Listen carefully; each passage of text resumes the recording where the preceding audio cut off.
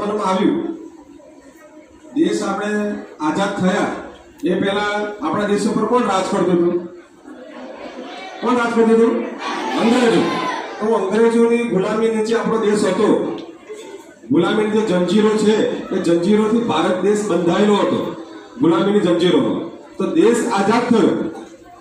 તો આઝાદ થયા પછી નીતિ નિયમન સાહેબે જે પ્રમાણે વાત કરી કે આપણે જેમ શાળામાં આવ્યા છીએ તો શાળામાં આવવાનો સમય નક્કી હોય કે ભાઈ બાળકોએ આટલા વાગે આવવું, સાહેબોએ આટલા વાગે આવવું, કયા વિષયો ભણાવવા, કયા સમયે રિસેસ પડશે, ક્યારે આપણે છૂટવાનો, આપણે નિયમો બધા હોય છે કે નહીં હોતા?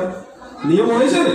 એ પ્રમાણે દેશનું બંધારણ, દેશને ચલાવવા માટે, દેશનું શાસન ચલાવવા માટે આખી બંધારણની રચના કરવામાં આવી.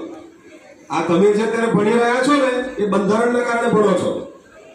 બહેનોને એકલું પુરુષોને એકલું રાજ નહીં, પરંતુ પુરુષ સમયવળી પણ સ્ત્રીઓ હોવી જોઈએ. તો અત્યારે કોઈ પણ હોદ્દા પર ગવર્મેન્ટની